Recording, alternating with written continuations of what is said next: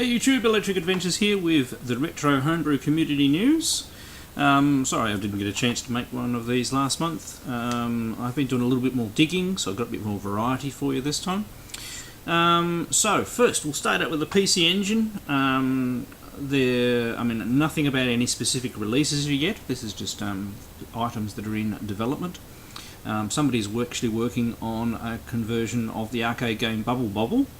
The PC Engine received the later titles like Parasol Stars and I believe Rainbow Islands, although I'm not sure about that one, but it never got Bubble Bobble. So there's a fairly advanced demo of a Bubble Engine, no sound or anything like that, but the graphics look pretty good so far. I'll leave a link down below, and there's also a link to a YouTube video directly. I mean, you can go to the site or to the YouTube video. And plus, for more news on PC Engine homebrew development, there's actually been a Facebook group called PC Engine Homebrew started up. I've only just joined it myself, but there seem to be a couple of interesting developments coming on that one. There's a couple others developments, but I'll just talk about that one for this particular episode. Next off we go to my beloved MSX machines, and not that this will probably ever be released in a physical cartridge or for sale, but it's just an interesting tech demo, and this is mainly because of licensing and how Nintendo go after things. But somebody's been trying to recreate Super Mario World on the MSX2 platform, and it's by a team called Konamito. Hopefully I've pronounced that correctly. But I'll put a link down below. It actually looks very impressive. There's also a YouTube video of a player of a fair bit of a level, and most of the game mechanics are pretty much working. I don't think they've actually entered the entire map structure of the entire game, because it is a very big game yet, but they're working on it slowly, and it's just an interesting one to follow. Okay, next, an update on the C64 16K cartridge competition. We're up to 13 entries, and some entries have been updated with new videos and demos. Very interesting competition to follow along this one, and well worth checking out. Some of the games, there's quite a lot of variety, and it's amazing what they're managing to fit into a 16K ROM cartridge. Now, the competition, as long as it can load from a 16K ROM image, you can be compressed as much as they want. So obviously some of these games are a lot more than 16K. And working from a ROM, they've got all 64K of the Commodore 64 that they can play with their uncompressing and various tricks and traps. So some of the games are actually looking very advanced. I think some of my fellow YouTubers like Polyventress and that have actually done some gameplays of a couple of the entries already, having a quick look. And now another interesting one, which is also an interesting topic in the homebrew community and what tends to happen. I mean, a lot of these homebrew developments are, projects of passion by the particular developers. They take a very long time.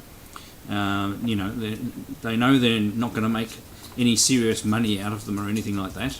It's only for especially for the older systems, the 8-bit systems.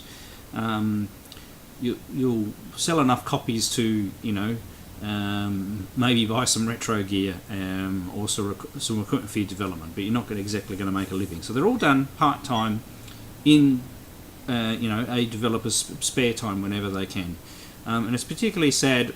Now the next one I'll point you to one. It's a game called Centron 3D by RPC Games, developed for the Atari 8-bits. And this particular game isn't about necessarily the game, it's about the fact that they've invented a new graphics technique for the Atari 8-bit machines. It only runs on the XE or XL range of machines, and you need at least a 64K of RAM. So it's not going to work on a 600, it'll work on an 800.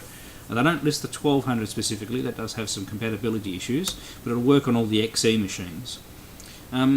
And the Atari 8-bits have a particular interesting graphics processor. It's an evolution of the one that was in the Atari 2600. And it actually allows you to do a thing called display list programming. So the graphics chip itself, you can actually program in your own logic of what happens every scan line. So they've developed a new mode which they call C Mode 72 that allows 72 colours to be displayed on screen at any one time. And they've developed a sort of a pseudo 3D game called Centron that demonstrates what this is like. Now, they haven't actually put any video up, or not that I could find directly on the site. I've only done a little bit of research. But the reason why I'm putting this one out is obviously this developer has got some flack from people on Atari Age. I don't know why, I haven't gone and read all the threads, but just from first principles, it doesn't sound right to me. So go and give the developer some support if you're interested in these sort of things. Go and check it out for yourself and see whether you like it. He's taking pre-orders. He hasn't got a specific release date in mind. He would have liked to have released it by now, but he's not quite there. But it's looking pretty good. The screenshots look good, and it's an interesting project. So check out the link below and go and have a look and make up your own mind. Now, going a little bit newer machines, so into the 16-bit era, a homebrew for the Amiga has been released.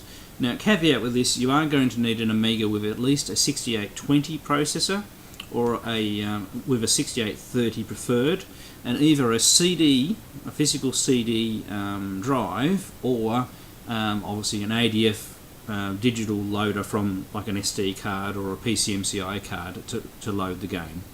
They're given tools to do that. They're actually selling the game for only 11 British pounds. Now, I believe it is available for sale. I haven't purchased it myself at the moment because I've bought far too much stuff myself, but I may actually get this at a later stage. I don't actually have I've only got a base level Amiga 1200. I haven't got an accelerator card yet, so I need to save up for the accelerator card first before I go and get this. But this game is a very interesting looking Zelda-like, or an action RPG. It's more involved than Zelda on the NES by the looks of it, and it includes boss battles and things like that. There are a couple of videos on the site that I'll point you down to below. And it is available for sale on one of the sites there. They're also, I see, trying to develop a system where you can actually download and purchase games directly on your Amiga. That's obviously only in the early stages because it just goes through to a link telling you a little bit about it, but there's no further details. So I covered a few systems there, so make sure if you know about any retro releases that are coming up you would like me to cover in a future video, please feel free to contact me and let me know, and I'll put a video together. Now, obviously no gameplays or anything in this particular video, just a short bit of news about the retro homebrew community, which I'm very interested and passionate in myself because I write homebrew myself when I get time. And I also enjoy having a look at other works by other developers because I can appreciate the process. So, hope you've enjoyed this video. Hopefully it hasn't been too long. Make sure you check out all the links down below, and I'll catch you next time.